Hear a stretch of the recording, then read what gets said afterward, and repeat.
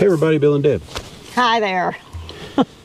Well, we were getting ready to do a couple of quick chores right quick and then load the bikes on the bike rack and go for a ride. Yeah. And then out of the blue, we get a phone call. And to be quite honest, at first the phone call had scam written all over, in my opinion. Yes. You know, because we had gotten similar calls like this in the past, for which one is thing, obvious. you could barely understand the person talking. Right. It was obvious they weren't from anywhere near here, although they said they were in California. Well, you know, we've had phone calls in the past that had a number that originated within the country of the United States, and in reality, they were not from here. You have to be so careful anymore. Yeah. But it has to do with our slogan that we use at the end of our videos, and until things get straightened out or we figure out exactly what's going on so that we're absolutely certain which way to proceed, we're not going to be using our slogan here for a while. But you all know what the slogan is, surely by now. And if not, you can see it on the back of Deb's shirt. That's probably the last time you'll see that. But anyway, Deb did. She started the process of getting our slogan trademarked. Well, I went in and Googled, how do you trademark a slogan? And several things popped up, of course. And one of them said, you can register your trademark online for $49. So I went into that one, or one similar to that one. You know, they ask you the basic questions, what you're using the slogan for, what the slogan is. Number one, you had to do a search, and I did that. And then it says, what are you using it for? And I explained, you know, in a little brief statement what we used it for. And then went down through some more process, and it says once you have, you know, sent in this form, then basically you are allowed to go ahead and use the TM symbol that you are in the process of trademarking this particular slogan. Mm-hmm. So I did all that, and I get clear down, and then it says you know, to send in, I don't know, it was like $400. It wasn't the 49 that originally was, and I just kind of backed off, you know.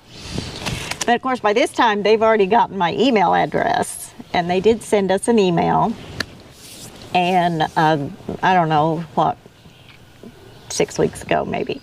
Yeah, thereabouts, you know, somewhere in that ballpark. And Bill and I were just like, yeah, well, I said, well, it says that we've already started the process, so we're protected for a little while. And basically, we were, you know, at this point in time, we couldn't afford the money that they wanted. No. But we were working towards trying to get it all done. Exactly. You know, so the phone call today. Looking into other sources. Well, and then we get this phone call as we're getting ready to start loading the bikes to go for a, you know, nice leisurely bike ride. Get a phone call, and this lady on the other end has a very, very thick accent. You know, the call center type accents. Have you dealt with people at call centers for one thing or another? And they simply wanted to speak to Bill or Deb. Yeah. And then they start telling us that there's another company that wants to use our slogan, a charity company. And then they tell us that it's not exactly the same slogan, but there are similarities. So they tell me what the slogan is, and it starts out, the first part of the phrase is very similar, but the second part is not. The term life is used rather than the term camping, and here again, it is a charity company. And then they proceed to tell us that first, we need to tell them if we want to go ahead and grant permission for them to use the slogan, then of course we would not be able to use it. Or, you know, we need to go ahead and pay them the money and get this thing started, which in a way, especially considering all of the scams that are out there, it smacks of extortion, in my opinion. Right. Yeah. Send us the 400 or whatever it was. Yeah, or whatever it was, and we'll keep this from happening. Exactly. And it's like, wait a minute. So, you know, of course, I got a little irate. I do have a temper because all of a sudden this sounded awfully fishy to me. And then I said, I need to speak to someone that has that speaks fluent English, because we were having a very difficult time understanding this person. Need to speak to someone that speaks fluent English. So she said, okay, and she gave me someone. She said, this person speaks fluent English. And I said, now wait a minute, is he from this so-and-so company, or is he actually from the United States? Is he truly, United States? He speaks fluent English. Okay, so anyway, I go talk to this other person, and he too has an accent, but it's just not as thick as the other person's accent, and it's a little easier to understand him. But he goes into it and tells us the whole thing again. So I said, so you're telling me that if we don't go ahead and finish this with you, and he did come back and say, you don't have to do it with me.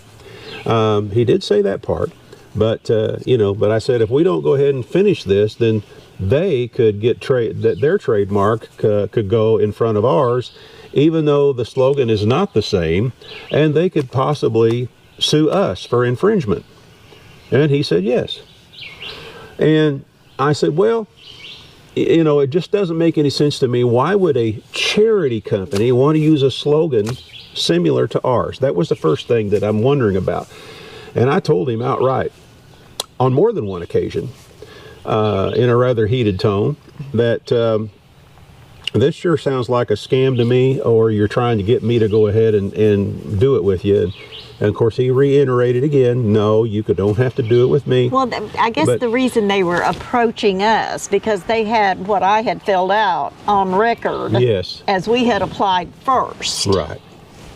But now they needed our permission. Anybody can come up with that kind of information, though. You know what I mean? Well, but, so, here's the situation we're at. We may have to stop using the slogan. That's the thing. We've only used it for 4 years. Yeah, it's been 4 years. I mean, come on. But it just all seems kind of fishy to me, the whole thing. The whole thing seems fishy.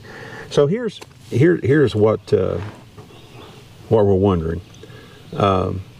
Is there someone out there that knows something about this, some of our followers, or knows someone that does? And because I went into the main thing on the website, the Trademark, the USPTO, United States Patent and Trademark Office, and was reading through all of the stuff again. So far, of course, it is not registered by anyone else. They're similar, like somebody's used the word we and somebody's used the word live, and and then as you read through it, it says, one of the questions is, do you have to hire an attorney to do this? And it said, no, not if you're in the, continental U.S. and doing business in the U.S. But then it says, but we strongly recommend it. Okay, now, which is it? And is it even something we can afford? Yeah, that's the thing too. But see, the last half of the phrase, the first half of the phrase is very similar to ours. The last half of the phrase is from the other person that supposedly they told us is, this is life. Right. And we don't say that. We say I'm not going to finish that, because, who knows? Who knows what kind of people are out there and wants to try to, just make it rough on someone that's just enjoying doing YouTube videos and have built up a little bit of a following.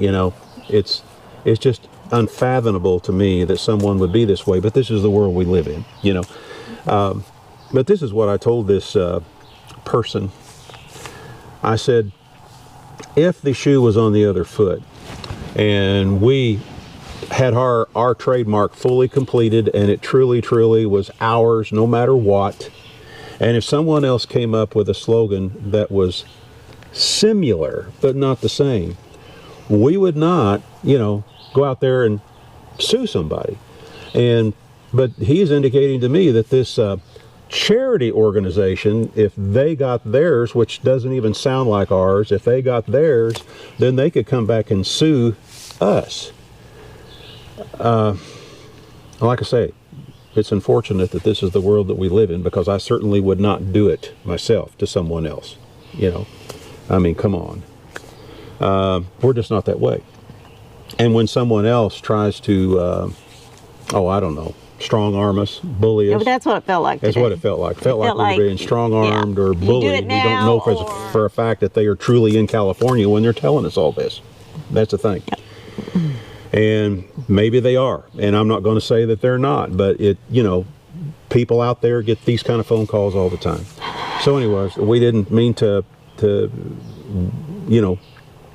come on here crying, because we're not going to cry about it. If we have to make changes, we will. We don't think we're going to lose any followers just because we stop using our slogan at the end that we've used now for 4 years.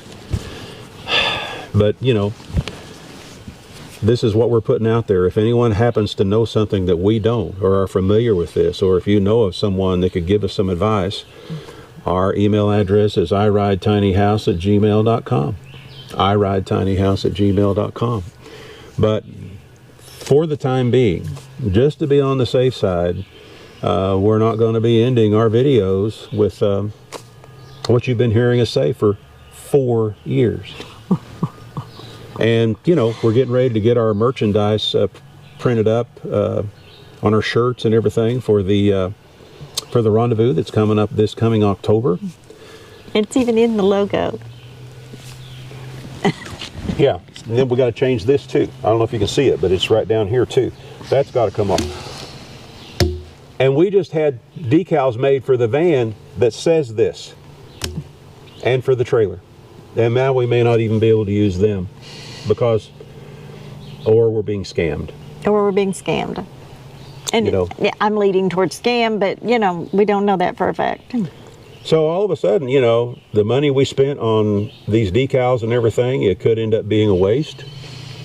I suppose we could cut it out. No, we can't cut it out. Our logo that's going to be going on the van looks like this, and it says this slogan that is similar, or that the other person wants to use similar to this one, that says "This is life" rather than what we say at the end. Anyway, I did send an email to the USPTO to see if they could advise me in any way. Yeah. We'll see if I get a response. Anyway. I'm just glad we haven't stuck those decals on the trailer and the van yet. Anyway, until we know for sure what's going on. Anyway, this is Bill and Deb with I Ride Tiny House Adventures. And that's all we can say. That's all we can say. We'll get through it one way or the other. If anybody has any ideas, let us know. Yes, please. Yeah. We'll see you soon. Bye-bye.